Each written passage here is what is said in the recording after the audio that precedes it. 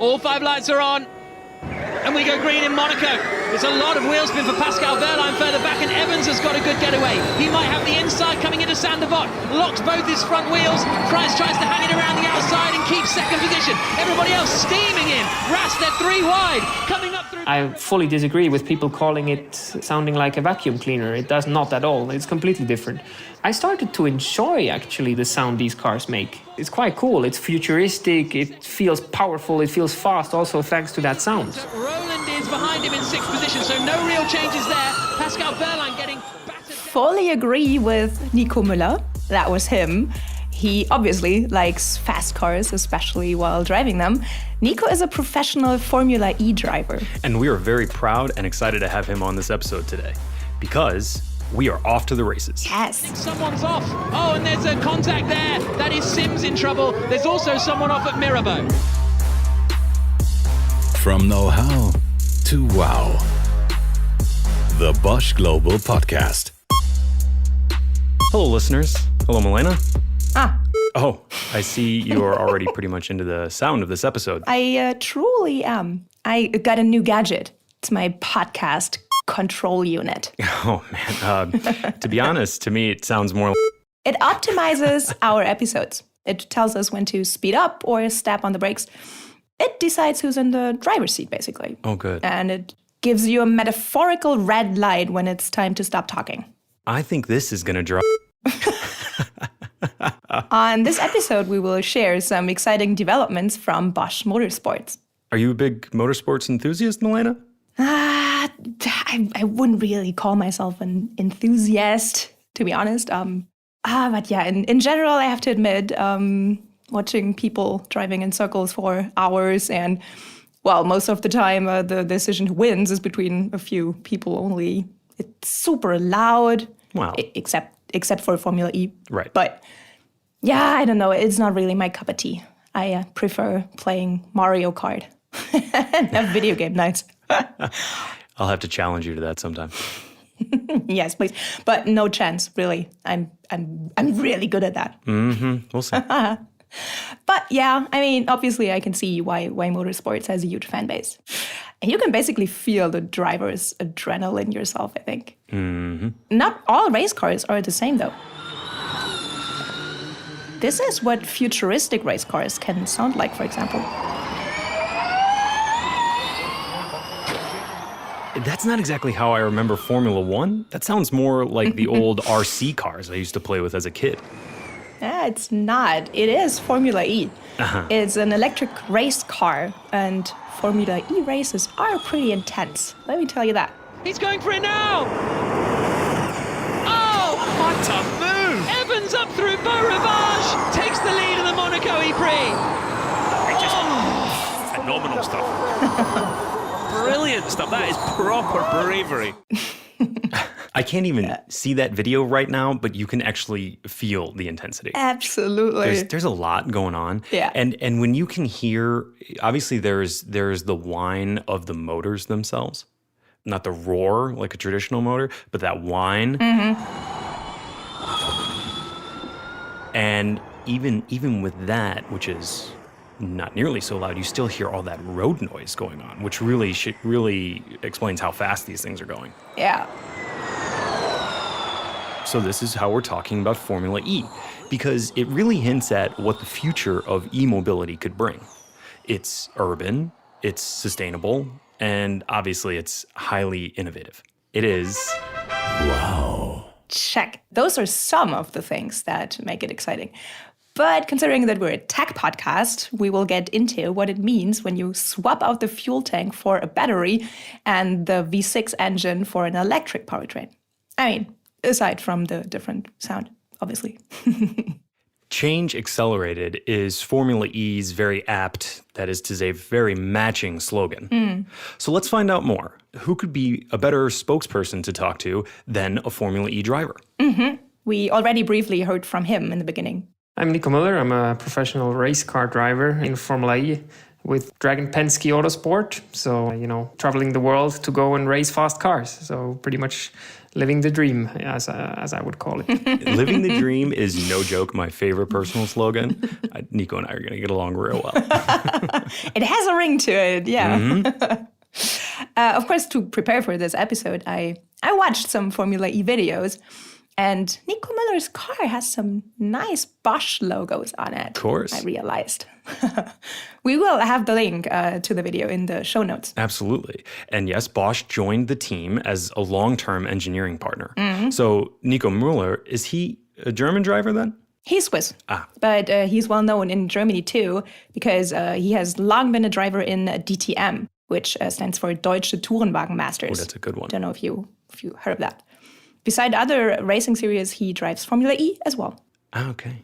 Initially, I was like, okay, what is this going to be? I mean, yes, I was a bit skeptical when I watched it at first, or before I first saw a proper race, let's say.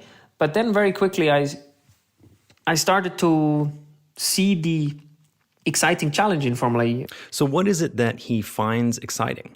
I mean, just to play devil's advocate, just looking at some of the numbers, this sport sounds a little meh. I mean, the cars are slower than in Formula One, and a race is only 45 minutes long. Mm-hmm. So, I mean, what are the folks really getting their money for? But the speed of the car will seem much faster because they rarely race on racetracks, but in the heart of cities like Rome, Berlin, and New York. So rather narrow street racetracks. Pretty cool. Slightly different. Okay. Driving on non-permanent tracks in cities between walls, that creates a lot of adrenaline. As spectators, you and I could get much closer to the track too, which is also pretty cool. And for the length of the race, it's 45 minutes plus 1 lap. And that is actually a really interesting element because at the beginning, you don't know exactly how many laps it will be in the end. You don't know what distance you're going, but you only have 1 battery charge. So there's no recharging? Nope, no pit stops at all, at least for now. So they really have to manage their energy consumption very well. For us behind the steering wheel, there's a new factor coming into play in this form of racing, which is efficiency. You have to manage your energy whilst you're racing, and you don't only go from A to Z, meaning from the start to the finish, as quickly as you can, but you also have to be as efficient as possible whilst doing so. And I think that's a challenge for the drivers in terms of free brain capacity that you need to have in order to be able to manage that. You cannot just be fully occupied by driving the car on the limit. You need to have some, spare brain capacity to manage your energy. And I think that's why it's one of the most challenging forms of motorsport out there at the moment. Mm-hmm. Yeah, and that makes complete sense. Yeah. I mean, when you watch these races on the city streets and you imagine what it would be like for you driving one of those cars. I mean, personally, I would be totally white-knuckled on the steering wheel, completely focused on simply not crashing. Same, yeah. I mean, my pulse is getting up just thinking about it. Plus the mental load of trying to do that, fast, obviously, and reach the finish line first, but having enough energy to go full speed all the time. Mm-hmm. A totally new dimension to the sport. And actually, as we were preparing, it reminded me of a famous saying from the famous driver Juan Manuel Fangio. To finish first, you first must finish. Yeah, that sums it up pretty well. Yeah. Which is totally apt. And every team has to use the same battery, so you can't just put more power in your car. But there is a way to recharge the battery during the race. So instead of braking via the mechanical system and just generating heat on the brake discs, pretty much, you want to put that energy back into the battery, which we call a regeneration phase. So you're basically braking with your motor and recharging the battery whilst doing so. And that's one of the big advantages of every e-motor. It can work as a power generator while braking. Theoretically, you could save a lot of energy that way, but there are limits to it. One, the battery gets too hot when you constantly recharge and discharge it. That's one thing that Nico and his team has to keep an eye on, the battery temperature. Plus, the rules are, giving you a pretty narrow window within what you can play, because in Formula E, we were only allowed to regenerate on the rear axle. Means when you do so, it feels like somebody's pulling your handbrake, and you cannot, put just a huge number of negative torque through your rear wheels, otherwise they will lock. So you don't really have the exact same braking power as you would when you brake with four wheels. So, Milena, help us understand the actual car setup. Oh, I can try. Does Nico... Yeah, come on, I know you know this now. Does Nico still have two brake pedals now? One for the regen motor brake and then also one for the classic disc brake? How does that work? So as far as I've understood, the classic brake is a foot pedal. But for regeneration, he has a pedal on the steering wheel. So he has to decide, go fast for as long as possible and brake as late as possible using the classic brake, or brake earlier and regain some of that energy. And then there is another way to save energy. Oh, no. Oh, God, the beeping. Oh, it's like my alarm. I'm already awake. Okay. So these are sounds that Nico constantly hears during a race. Beep, beep. Yep. They help him a little bit to take off that mental load that you also already mentioned of constantly having to manage the energy usage. The single beep that we get is the one that suggests us in a certain location on the track to come off the throttle before you naturally would, because you can still keep accelerating and make the corner. But to do the most efficient lap with the amount of energy you have available, the car then suggests you lift at this point, you coast for a short amount of time. So you just sail, as we would say. You're not on the throttle, not on the brake, you're just rolling. And then there's another beep coming after that in a kind of a different tone. We call them kind of beep and bops. And that one then suggests to regen, so to pull the paddle in that location. So you start slowing down for the corner which is coming up. And then you decide by yourself when you also need to apply brake pressure at the same time. So once you see that the stopping power that you get from the regen is not enough, you start to add on the front brakes at the same time. So beeps and bops. That's we're getting conditioned by machines in every aspect of life these days, even in sports. I love it. Yeah, but these beeps and bops, they're almost like a navigation system. But instead of turn right, they say step off the throttle or pull the regen brake.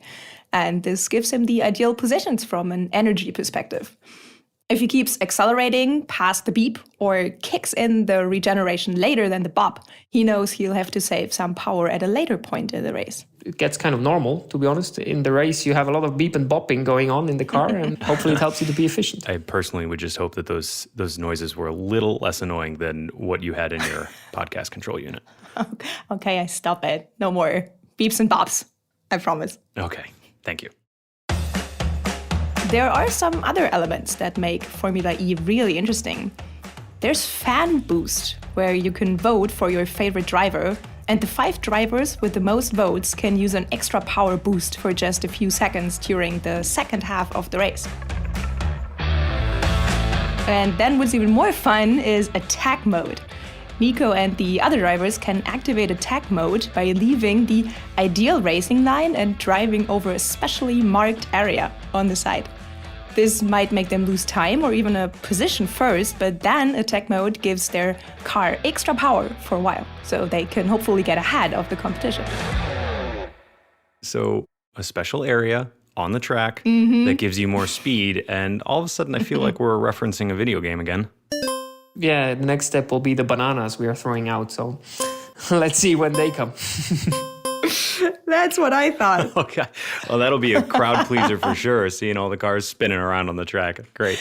And out of a sudden, I'm super into Formula E. There we go. See, that's all we needed. By the way, all these things that we talked about, the lower noise level, the races in cities, the relatively short races, and the gamification, they have attracted a very different crowd, in fact, than you would normally find on a racetrack. Formula E it's much more of a family event. It's a different atmosphere, I think. Yeah, it sounds like a really good time. I'm going to have to go look up some of those tickets for NYC when we're done recording. Well, the next race of the current season will take place in July. Great. In New York. That's right around the corner. Yeah, kind of. So if you go, tell Nico I said hi. Will do. But yeah, don't forget to check the corona restrictions. Yes, ma'am. Of course. Then in Berlin, we can expect a great finale of Season 7.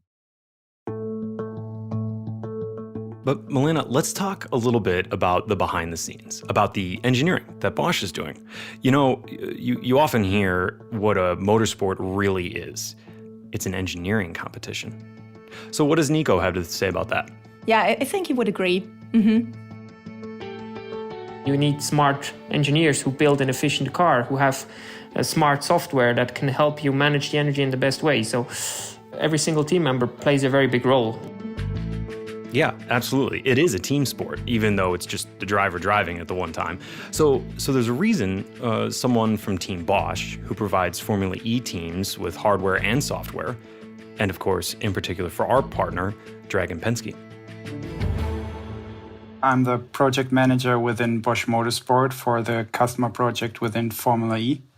So basically handling everything from the development of the needed components to the software development that we need to put some performance on the car. This is Christian Schimpitz. The main product that Christian and his team work on, what is at the heart of the Formula E car, is the vehicle control unit. So it's the central device within the car, collecting all the data from the sensors, calculating whatever you need, handling the energy management and the torque management to the, at the moment, one motor, in future front and rear axle, to distribute the torque and to distribute the energy in the best way possible.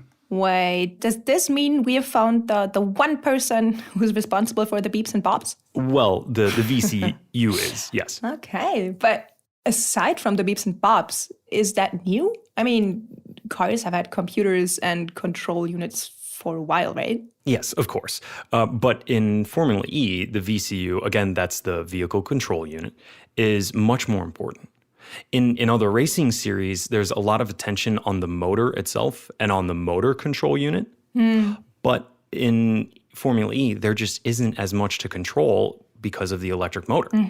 So complex-wise, an electric motor is just a fraction of a combustion engine.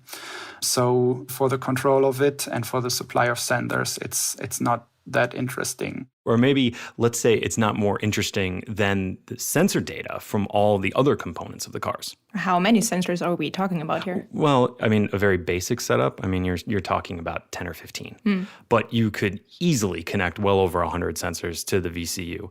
And the thing is that when you're connecting all of those sensors, you somehow then have to make sense of all that data. So the VCU has to make sense of it. Yes, exactly. Thank you. For sure, the challenge is to collect these hundreds and thousands of information and to put it together to one piece to gain track performance, to make sure all the data is there at the right time and in the right quality, but also on the performance side to think about new and to rethink existing functionality to put down more performance on the track. And chasing track performance in this way is something actually kind of new for Bosch. As we're becoming a software company, because in e-mobility, you can often achieve much better improvements by tinkering with the software rather than with the hardware. And again, the hardware setup is much simpler to begin with. And that can be a new approach or an additional approach for us once we are no longer able on an electric motor to take care about the same amount of parts that we can supply to deliver performance. Oh, that's really interesting because Nico basically says the same thing. Software is what makes the difference. Those, software statuses, let's say they evolve throughout the whole season. They get better and better weekend by weekend pretty much. And I think that's where you can make the biggest difference in Formula E. If you make the driver's life easier by, taking away tasks from him, by giving him clearer information, clearer instructions, he can do a better job. And that's, one of the key factors, definitely. And you will directly see it in lap time, in efficiency. And that's the big factor of Formula E. But it's not just Formula E, I guess. That software becomes more important is true, not just for race cars, but for everyday cars, for serious production as well, I'd say. Yeah, absolutely. And it's also not stopping there. With some of the attention shifting away from the motor itself, a lot has changed on Christian's engineering team. The system level is rather important. It's not coming down to single components, but it's coming down to a bunch of components working together and putting everything down in a system layout and in software. Okay, the system level is more important than the single components. What does that mean exactly? Well, Christian has something to say about that. Now, for example, with recuperation on the motor, there's a whole new aspect in electric racing that you also need to cover in all the calculation that you have. So in the past, you had different departments taking care of different parts of the vehicle, like the braking system and the motor department. And now it started really with ABS, where you also need to reduce the motor torque for traction control, so ABS or ESP. But then now with recuperation coming into account with electromobility, you have a huge new level of cooperation between the braking system and the propulsion system, in this case, the electric motor. Okay. So basically that means that everything has to work together. All the components have to talk to each other. Yeah, because in fact, everything is at the end one system. The barriers between the individual parts are absolutely coming down. And that means that the barriers between the people are being removed too. On Christian's team, the motor folks now have to work much more closely with the people who are in the braking system, for instance. So just like the components talk to each other more, the engineers have to talk more as well. Yes. In the past, there was also a high benefit in just optimizing one part. You now need to put a better focus on finding the trade-off between spending time to optimize the single component or talking to other departments to find a trade-off between two components. So maybe the optimized single component is not the best one. Yeah, you need to find trade-offs for both components to have the best system. Which is another thing that will become more important also outside of Formula E. That means it's not only technology itself that gets developed for these race cars and eventually will find its way into serious production. It's also the engineering approaches that Formula E serves as a test bed for, kind of. Yes, very well said, Melina. and I'm sure some of that technology developed for Formula E will make its way in different shapes or forms into the future consumer cars as well. Sounds like it, yeah. Of course, we'll stay curious about that, and maybe that's a topic for a future episode.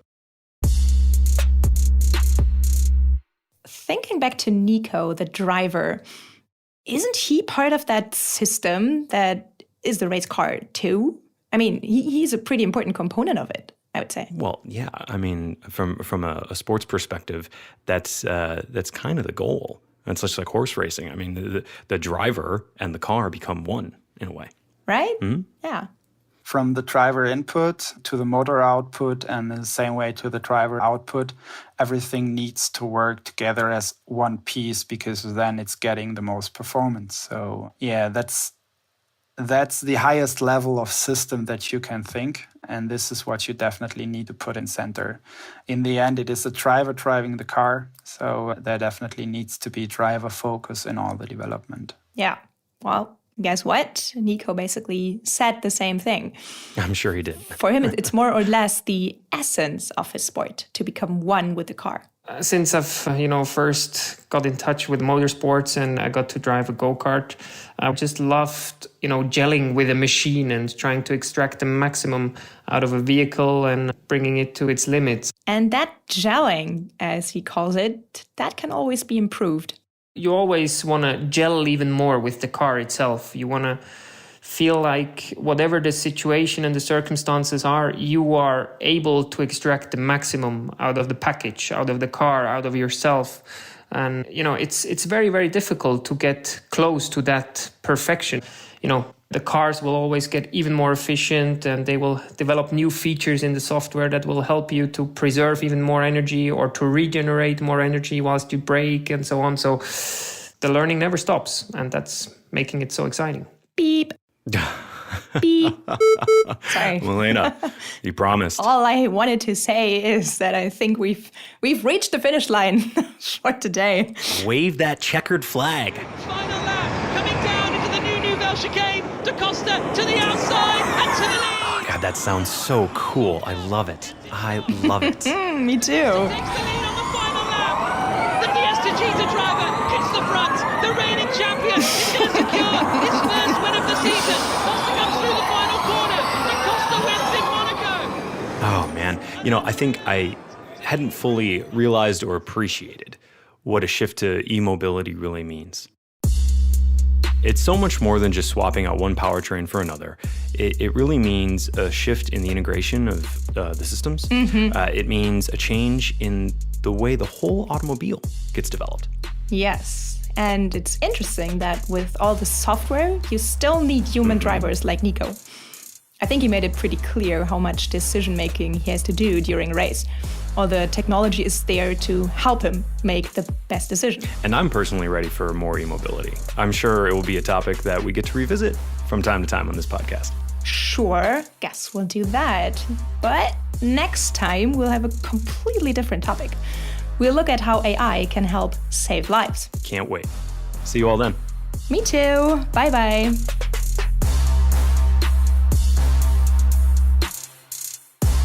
From know-how to wow. The Bosch Global Podcast.